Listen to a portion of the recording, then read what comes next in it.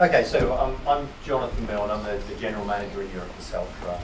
And this is James Chandler, Head of Mobile and Marketing UK. We're going to run you through mobile-rich media at a rate of knots over the next 20-25 minutes, talk a bit about our partnership, what we're doing together, and then show you some examples of what's going on in the industry. So to begin with, I'm going to be quiet and allow James to speak to start with.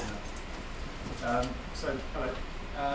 I'll come on to there's a history around our partnership, which I'll come on to a bit later, but first of all, I want to kind of paint the scene of why we did it. So I thought I'd just go on a little potted history of mobile advertising, and I'm sure there'll be a few eyes rolling, and you may have seen this before. If you've ever seen John New at the IAB, he tells a story around mobile creativity really, really well, and actually he talks about cinema and cinematic effects of mobile, which you necessarily put together. But to understand those things, you almost need to go back in time a little bit. So if you go back as far as 1867, the first ever paid advertisement appeared in a newspaper with Lord and Taylor.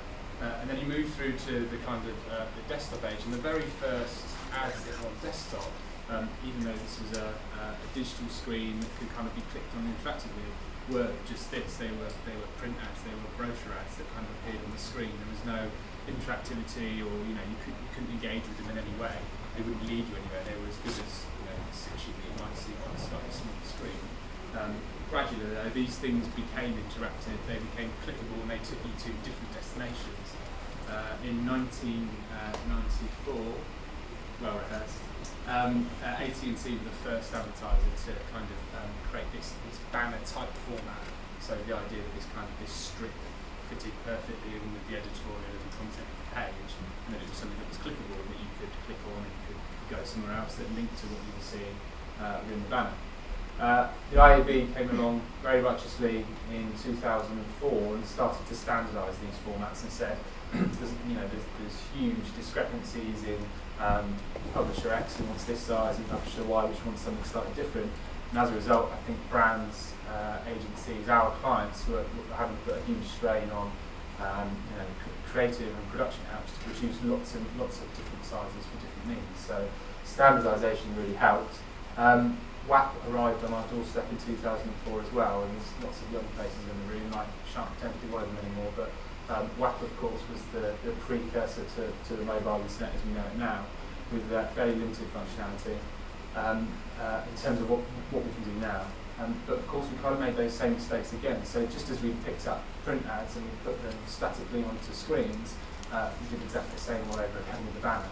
And rather than think about with mobile, what's the actual core feature of it, what can actually do, we picked up a format that was this big, and we made it this big, and we put it on an even smaller screen, which I think if we had our time again, we probably wouldn't do. So banners suddenly became mobile. They became a bit smaller, and they were all about ringtones and getting wallpapers and Crazy Frog and all those kind of things, which I'm sure we can't forget. But essentially, they were taking us to either bespoke places within our operators' sites inside this walled garden, and very rarely would they take us outside. Mobile web comes along, iPhone changes everything, and suddenly we're using the same format in a slightly cleverer way, but we haven't really thought about that end destination. And if you think about this, so this is the Telegraph from yesterday. It's a makeshift example, but the idea that I would take something which on my 21-inch screen, looks fairly big, and that I would crunch it down in exactly the same format, and I would put it on my smaller screen, which is ultimately very small, which is about 4 inches big, and the ratio is about 6 to 1. It's kind of beggars belief that we would even do that. And I think you get into a situation as well creatively where we're just not thinking about those very unique things about mobile. And we've just seen loads of examples about your mobile will know where you are. Undoubtedly, if you plug something into it, you'll be able to predict what the weather is and how high the pollen count is. It's got a camera, an accelerometer, it's a compass. All of these very unique things that desktop computers don't necessarily have unless you're kind of wandering around with one. And because I think we're in such a hurry to monetize mobile, we forgot about those things, and we got a banner and we made it smaller, and we stuck it on a mobile screen very simply. So you get into this problem, which is the kind of mobile destination problem. And I've used the example of my fairly poorly performing fantasy team from last season, And actually this did change into a mobile site, but before that, in last season, you can imagine it looks very grand on this screen, but the idea of a screen as small as that, with me and my huge fingers trying to tap these things and select my team before the 11 o'clock deadline on Saturday, hugely annoying. It's not a great experience. So what we've got is lots of more money going into mobile, which is great. Lots of formats springing up in the forms of banners. If I tap them and I go onto a desktop, a site that's built for desktop, and not one that's optimised to my smaller screen. If you've got an iPhone, which lots of people have, the video doesn't work. I can't really collect data very well. This funny thing called Java doesn't work very well, nor does Flash on my screen. And I'm actually looking at something that's built for someone who's got a mouse rather than someone that's using their finger. So we kind of have to reinvent it, and that's where we get to with Mindshare and Celtra. We identified this, and we did an audit of our clients, and we said, well, about 60% of our clients don't have a mobile optimised site. So we can either say we're not going to get those clients to invest until they do, until they spend lots of money in R&D and developing this site, which is going to take time and money, or we can find another solution. And the other solution was looking at rich media, and we saw a number of partners about a year ago now, and it's when I first met Jonathan, and was reasonably impressed by the ease at which you could create these fantastic experiences, which didn't tap your banner and take you out of Angry Birds that you were playing and chucked you into a brand site that's built for desktop. It opened a full page, really immersive experience where I could do all the things I could do on a mobile site. I could share, I could play video, I could locate my nearest store. And then when I finished with it, I would touch the X and actually be back playing Angry Birds or checking my horoscopes. Horoscopes is a bad example. Checking the news or whatever I was doing. And this for us kind of revolutionised what we're doing in mobile. So we went into an exclusive partnership with Celtra, and we really looked to scale what we're doing with them. And when we look at it now, we've probably got about 12 to 15 campaigns running through these guys across a range of clients, from autos to FMCG, all doing slightly different things, but all of them are kind of delivering this really immersive brand experience. We're not a mobile specialist at Mindshare, we're not a Samo, we're not a Fetch, we're not an NC Sashi Mobile. And lots of our brands have heritage in TV and outdoor and print, so primarily brand-driven clients, and this is why we went to relationship with these guys. I think Jonathan just give you some examples of some of the work that we've done together. Yeah, sure. So just to turn this into some tangible examples of what Mindshare's been doing with mobile rich media, I've got a few of these to run you through at some sort of pace. Firstly, here's an example of Tony and Guy, fine purveyor of hair products. So here you can see it's a banner type approach in this case, where the user is requested to tap to find out more about a particular product. So in this case, you can choose to swipe through the top and the bottom images to sort of line up the two images of the same person. And then if you like that look, you can choose to get the look or share the look. If you want to get the look, you have various options. You can choose from different looks. You can find out, you can watch a video of those looks and how to get the look, how to create it. So lots of useful information from Tony and Guy about how you can create that, the look that you've been going for. You can also find out where to buy the products if you want to. So also when you choose get the look, you see at the bottom there's a button that says where to buy, find your nearest Boots, or buy online at Boots. So there's a direct call to action if you want to do so. You can also choose to share that to something you like. You can tweet, you can like on Facebook or go to the site. And you can also, I believe, tap on the product to go directly to the product page on their site if you wish to do so.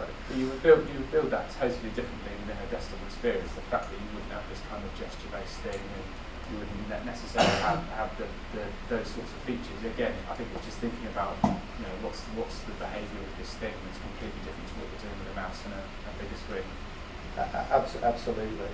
So here's a nice example for forward winter checks. So the cool stuff's already happened at this point, and so these series of different creatives targeted based on the weather outside at any particular moment. So here it's saying it's icy outside, so wipe away the ice. Again, this uses the touchscreen interface for a unique creative execution. So as you wipe away the ice, you find out more about the particular offer in this case, a particular winter check. And then if you wish to do so, you can find a dealer and book now. So very nice touch-based example based on the current weather of the location you're at. Another example here for Kleenex. Again, this is a targeted ad based on the current weather conditions of where you are. So when the pollen count is high, you see this ad. You have some information, 95% of hay fever sufferers will benefit from Kleenex based on the survey. And so there's a value proposition there. Then if you want to find out where you can buy Kleenex tissues, wow, there's lots of places in London. I may want to zoom in a bit there and see what's close to me. Oh, there we go, a couple of places close by, Boots Chemist, very, very close to me to go there and buy. Another example here, a bit more playful, bringing a bit of gamification. So test your reflexes with Ford. Number of Ford vehicles, it's a brand new ad here, just going live right now as we speak. How do you avoid collisions? You can tap to brake, so collision avoidance, and so you can see how close you've got depending on how fast your reflexes are. You've managed to avoid a crash. You can actually see how your car could react in a similar circumstance, so you can watch the product video to understand how this sort of automated braking product might help you, this active city stop. And then further, you can go and find out more about Ford if you wish to do so, or disclose the experience. So that's a whirlwind of some of the types of rich media creative executions you can accomplish on mobile, that Mindshare have implemented with their brands. I think it's a good moment to touch on the metrics for measuring success for these. So a lot of digital online advertising, people are very much focused on clicks, and particularly on mobile. These executions, we're thinking more about how a brand can engage with the consumer. So rather than being focused on clicks all the time, we can focus more on consumer engagements and metrics that will reflect that. For example, some of the high-level metrics we might think about will be interaction rates with these ads rather than specifically with clicks. The amount of time a consumer is spending with that brand and engaging. And also where video is used very heavily in mobile-rich media executions. How is the video being engaged with? So in the case of video, you might want to understand how many video plays for each video inside your execution, average total play time, the average play time, the engagement rate of the video. So what's the consumer's attention span for that video? So really finding out how deeply the consumer is engaging and using this type of data to understand if you're using the right video asset for mobile that consumers are interested in. I think the thing to say on that as well, this kind of thing has helped us work with the media owners and the media partners that we work with in just slightly different ways. I mean, when we're thinking about an ad format that you see an impression and a click, there's kind of not much to go on there. When you start saying, I want you to optimise the people who have watched 75% or more of the video, I think you start to get performance is just always getting better. We're not worried that people are clicking on it, but actually people are really important to us. So it just allowed us to work with, I think, media owners in just a slightly different way and just change the optimisation from always being that click. Exactly, qualitative versus quantitative metrics, very powerful stuff. Now, James touched on this earlier on, and that is that mobile rich media display advertising today is very much taking the banner, which is taken from online, which is taken from print, and kind of dragging that experience through.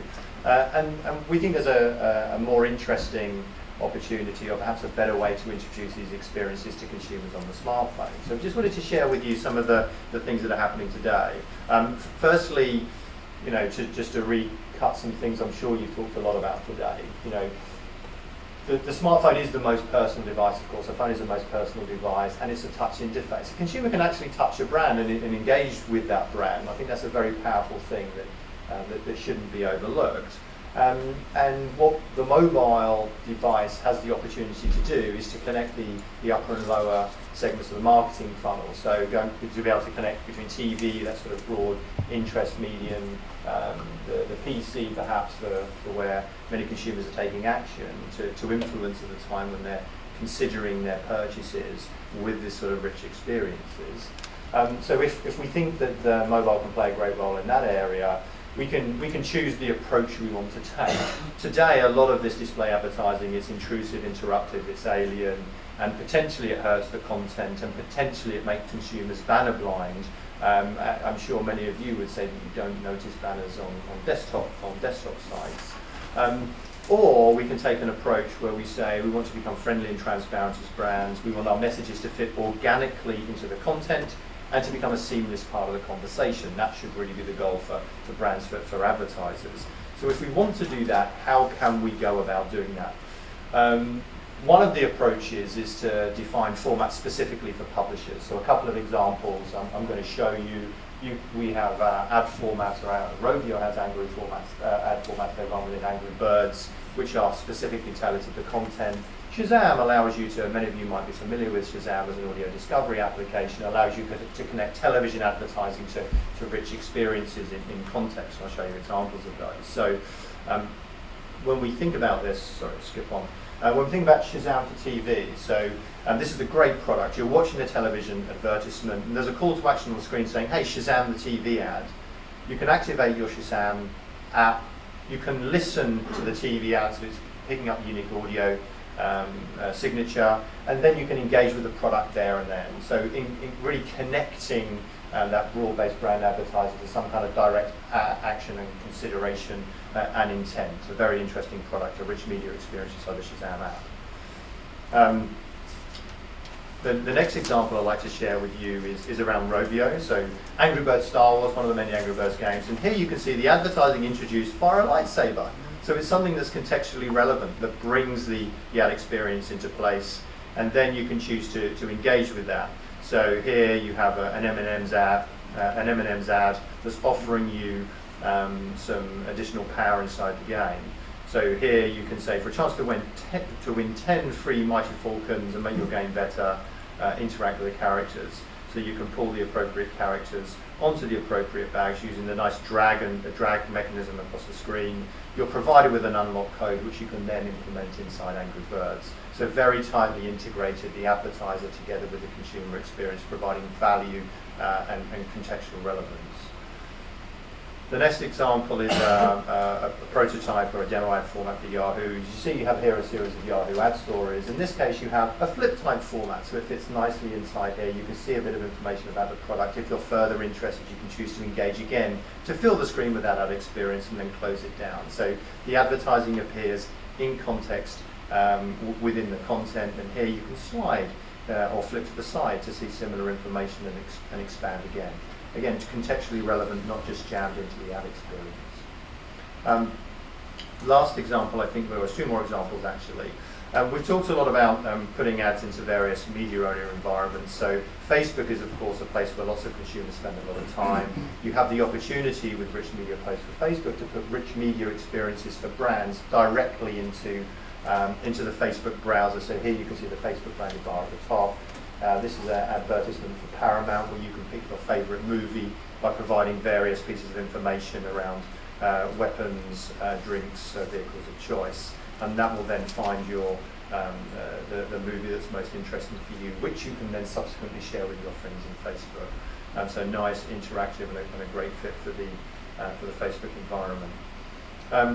Lastly, we'll talk a little about Twitter here. This is an example of a campaign that we ran earlier on this year with Mindshare for Capcom and their Devil May Cry game. So here, Capcom has tweeted to ask their audience, ask all their fans, what's your favourite weapon? And again, inside the Twitter in-app browser, there's a rich experience that's provided for the consumer to vote for their favourite weapon. So they can choose to vote for their favourite weapon from a series of weapons that you swipe through using the nice touch interface of the screen. You seem very home with this sort of content, John. I am, yeah. I play it all the time. And you can see the voting results, see who else shares those results. You can find out where you can buy the game from, and you can tap through directly to those destinations if you wish to do so. You can download the complimentary app for iOS or Android for you to see more. And then when you close the ad experience, you're directly back into the Twitter app browser. So there are many ways of using mobile rich media across various different media owners across these social media environments as well, all of which are very powerful. So really to kind of try and pull some of that together very quickly, I think there are opportunities available today to deliver rich brand advertising across mobile. I think Mindshare sort of articulated the fact that that's here and now and happening today. And then as the medium matures a little, I think we're going to see more and more opportunities for media owners to deliver brand experiences in an even more contextually relevant way that will be even more valuable for consumers. Thanks very much.